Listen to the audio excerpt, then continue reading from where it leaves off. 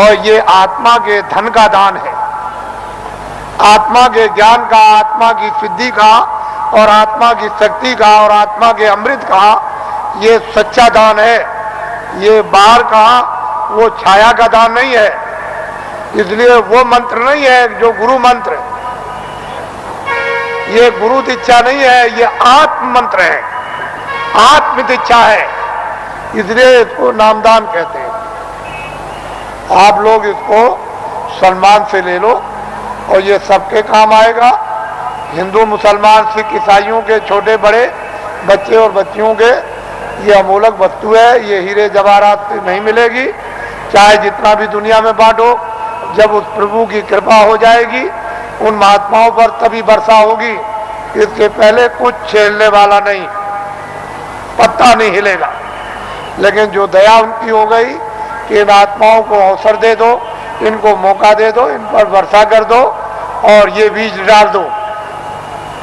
जब वो ऋतु और समय आएगा तो जम जाएगा।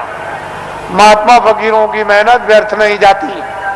तो मैं आदेश का पालन कर रहा हूं और ये सर्वोपरि आत्मदान आपको दे रहा हूं, उसको आप सम्मान से ले लो। और 2 मिनट, 4 मिनट, 5 मिनट, 1 मिनट, आधे मिनट मनुष्य दरवाजे पर, मनुष्य आत्म दरवाजे पर बैठकर आप जिस तरह से बताया जाए उस तरह से आप भजन करो। यहीं पर अगर दरवाजे पर बैठ करके आपने भजन कर लिया तो रिद्धियों सिद्धियों का सबका भंडार उदय हो जाएगा। यहीं से सब चीजें मिलने लगेंगी। लेकिन दरवाजा नहीं मिला और वहां बैठ करके भजन नहीं किया तो कुछ मिलने वाला नहीं है। वैसे ही खाली आए हो, अज्ञान में आए और अंधकार में आए, रोते हुए आए। जब जाने का समय होगा तो ज्ञान रखवा लेगा, देखना रखवा लेगा, सुनना और बोलना रखवा लेगा और एक पीछे से ठोकर मारकर रवाना कर देगा।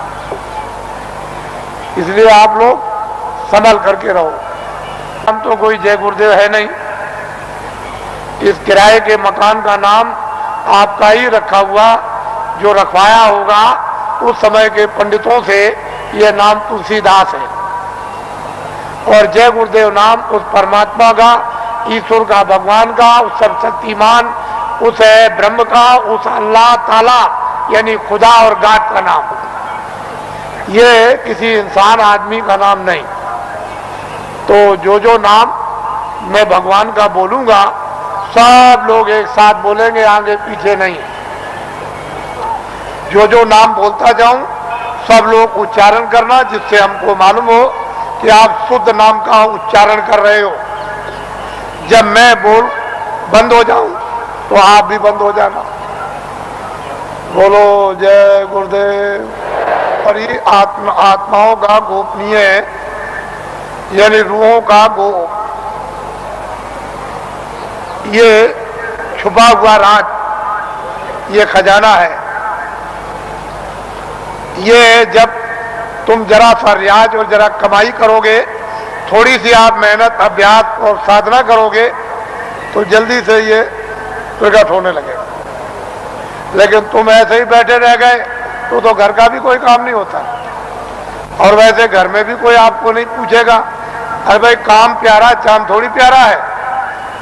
अरे भजन करोगे तब तो तुम प्यारे बनोगे, तब तो तुम्हारी जीवात्मा इस अंधकार से, इस जड़ता से निकलेगी।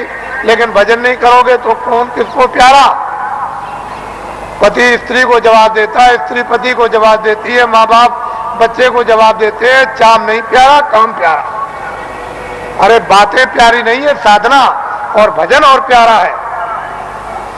तो इसलिए थोड़ा तुम भी मेहनत करो, हम भी करो। दोनों की मेहनत से ये हो जाएगा, काम पूरा हो जाएगा। आज गुरु महाराज का ये उनका पुण्य, जो संकल्प यहाँ छोड़ गए हैं, जो आशीर्वाद और आदेश जो दे गए हैं, ये सब उनकी चीज है। हमारे पास कुछ उन्हीं का आशीर्वाद, उनकी दी हुई ये दौलत है और उन्होंने आदेश दिया है कि इस तरह का जब समय आएगा तो बांट देना, वो आपको मिलेगी। उनकी ये स्मृति है, यादगार, कि ये खजाना महापुरुषों ने बांटने के लिए दिया है, ये उनकी यादगार। और वो सब चीजें ताजी। गुरु महाराज बड़े सादे थे, बड़े सीधे थे, बहुत सादगी थी, बड़े सीधे थे, बड़े भोले थे, लेकिन जानते सब कुछ थे, कोई चीज उनसे छुपी नहीं, सब कुछ जानते थे।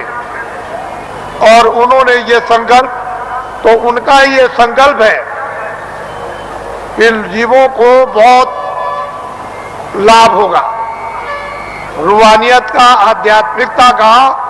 आगे सब लोग तैयारी करो, भंडार खुलेगा और सब लोग उस भंडार में प्रवेश होंगे और असली खजाने की लूट होगी। लोग लूटेंगे अपनी अपने दामन, अपनी अपनी झोली, नेत्रों की झोली, नेत्रों का दामन, दिव्य नेत्र की झोली और दिव्य नेत्र का दामन फैलाकर, और माल की, अद्भुत माल की, दैविक माल की, वो खजाने की यानी लुटाई होगी। और हीरे जवाहरात ये उस लुटाई के सामने कुछ नहीं है। वो चेतन हीरे, वो अमृत के हीरे ऐसे बरसेंगे जिसको ये सब के सब इस मनुष्य रूपी मंदिर में अपनी आंखों से वो लुटाई होगी कि जो वर्णन में नहीं आएगी। आपको क्या मालूम है कि आकाश से क्या वर्षा हो रही है? तुमने अपना दरवाजा ही बंद कर रखा, तो वर्षा क्या पता चलेगी? अरे दरवाजा तो खोलो, मुंह तो खोलो, तब वर्षा मालूम हो कि कैसी वर्षा हो रही है अखंड। महात्माओं ने जो कुछ भी वर्णन किया है वो कटु सत्य है, उसमें जरा सा भी कोई गुंजाइश नहीं। तो ये उनकी पुण्यतिथि है और उन्हीं के संकल्प का ये आपको प्रसाद। वो तो देने का एक आधार तो चाहिए, तो कोई आधार आपको, जो आधार है वो आपको दिया जाता है कि इसको आप संभाल करके ले जाएंगे। हो सकता है कि साल भर आपको अवसर न मिले, तो इसको आप प्रसाद को संभाल करके रखेंगे और जरूरत पड़ने पर आप इससे काम लेंगे। अपनी व्याधियों में, परेशानियों में कभी कभी ऐसा भी होता है कि हे मालिक, हमको कुछ नहीं चाहिए, जितने दुख हमारे कर्मों के हों वो जल्दी से जल्दी हमको दे दीजिए, लेकिन प्रार्थना यह है कि बर्दाश्त जरूर दीजिएगा, पर हमको आत्मधन लुटा दीजिए। तो इसलिए भी आत्मधन की लूट के लिए भी प्रसाद खाते हैं, ये तो मुख्य चीज है। लेकिन कभी कभी तरह तरह के कष्ट, तरह तरह की परेशानियां, तरह तरह की हैरानियां परिवार में, बीमारियां परिवार में, बच्चों में और बच्चियों में, पत्नी में और पति में, भाइयों में, माँ में, पिता में, अड़ोसी में, पड़ोसी में, जात में, बिरदारी में, समाज में, दफ्तरों में और राज में और इसमें और उसमें, ये तरह तरह की जो बीमारियां, जो रोग लग गए हैं, उनके लिए भी लाभदायक। लेकिन यह है कि अनुचित उपयोग करोगे तो लाभ नहीं होगा, उचित उपयोग करोगे तो लाभ हो जाएगा।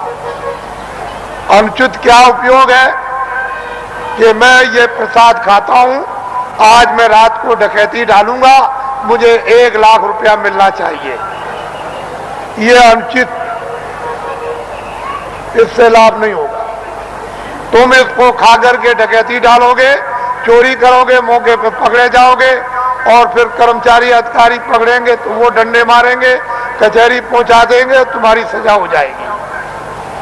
तो अनुचित प्रसाद का उपयोग मत करो, उचित करो। और मेरी चोरी छूट जाए, मेरी डकैती छूट जाए, झूठ छूट जाए, छल कपट छूट जाए, बदमाशी छूट जाए और मुझसे ये छूट जाए और ये बुराई छूट जाए और मुझ में अच्छाई आ जाए। और जब उचित उपयोग करोगे कि मेरी बीमारी चली जाए या मुझे बीमारी में आराम हो जाए, तो इसमें लाभकारी होगा, फायदा। ये इसलिए बातें आपको बताए देता हूं कि आप श्रद्धा से,